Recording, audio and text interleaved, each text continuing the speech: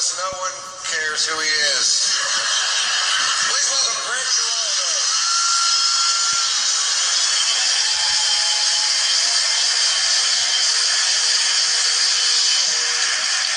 Thank you very much, everybody. Thanks a lot. Ron White, isn't he drunk? Everybody give him a hand, seriously. It looks like Nick Nolte let himself go. How about a hand?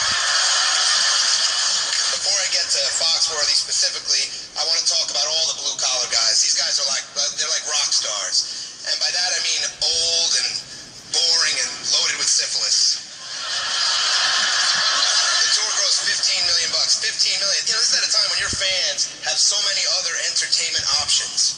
You know, they could have stayed home and burned a cross or their sisters or, you know what I mean?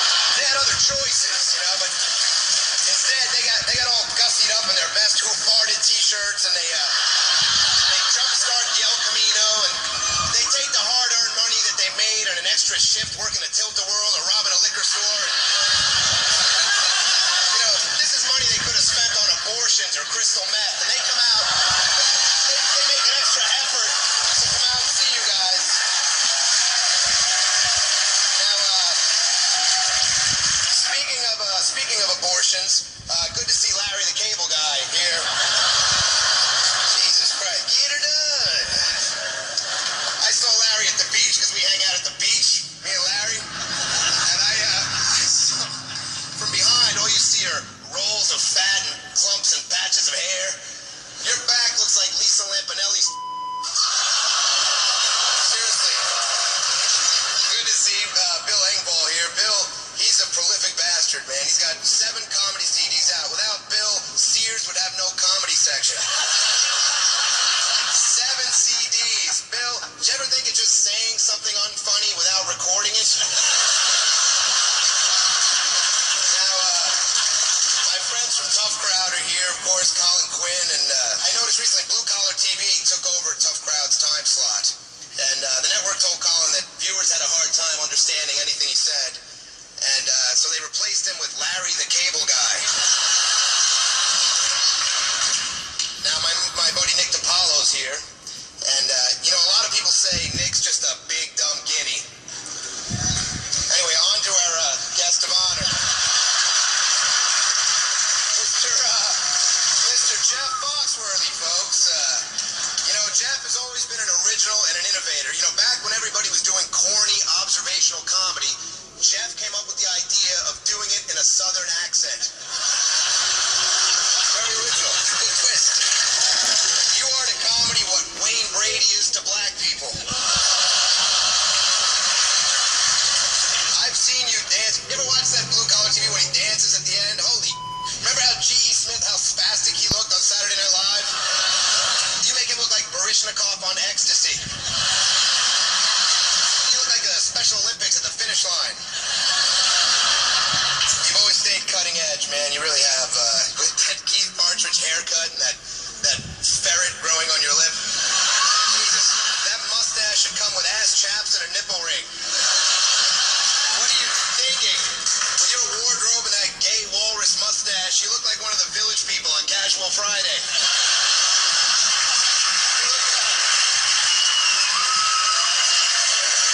You look like a guy Tonya Harding would a 78 Nova.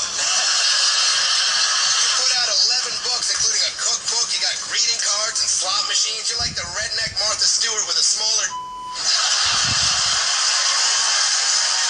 You are a billionaire. You're like Donald Trump without the funny TV show.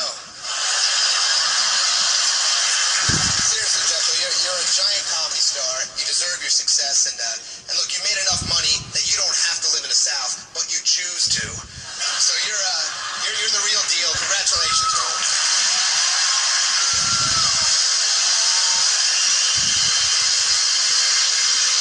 Our first roaster tonight is part of our very successful Invite a Random Person to the Roast program. Here's a fun game to play. While he talks, see if you can count how many times Pam says, "Who the fuck is that?" You know him from Tough Crowd with Colin Quinn, and that's it. Please welcome the virtually anonymous Greg Giraldo.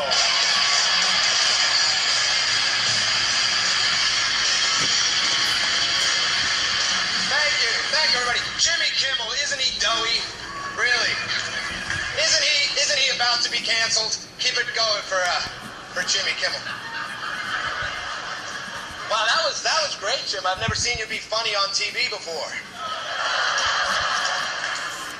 Jimmy, how the hell is that show still on the air? That wasn't a premise to a joke. That was a real question. I don't want to say nobody watches it, but more people have seen Dennis Rodman reading.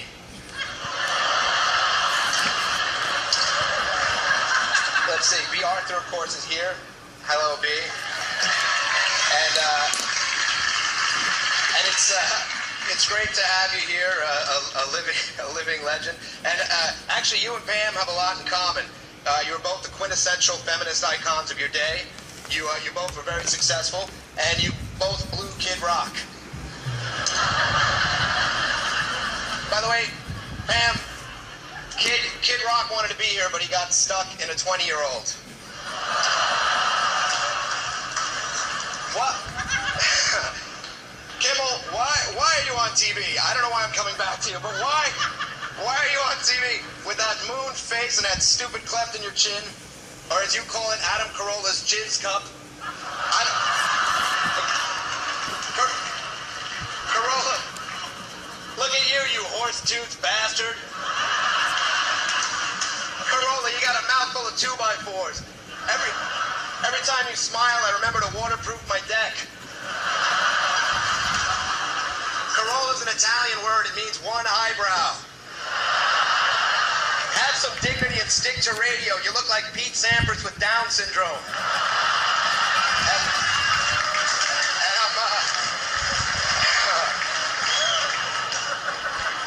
The Love Lines. Only in America. What a crappy show The Love Lines is. Yeah, teenagers calling in to complain about their abortions and their anal warts. It's like listening to the messages on Andy Dick's answering machine.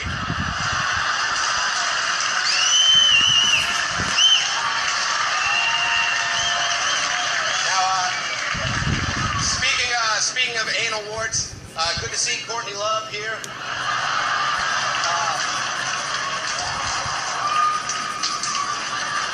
Courtney, what the hell happened to you? You had a great band, you're a very talented actress, and your career dried up faster than Sarah Silverman's pussy around guys who can't help her in the business.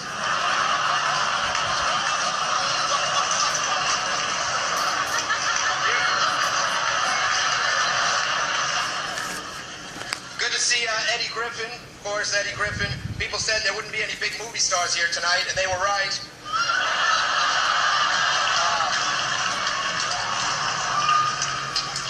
Tommy Lee, of course, it's tough to slam a guy for having a huge cock, but we've all seen the sex tape, Tommy, and I know the camera adds 5 inches, but Jesus. Your cock is so huge I had to fast forward the tape to see all of it.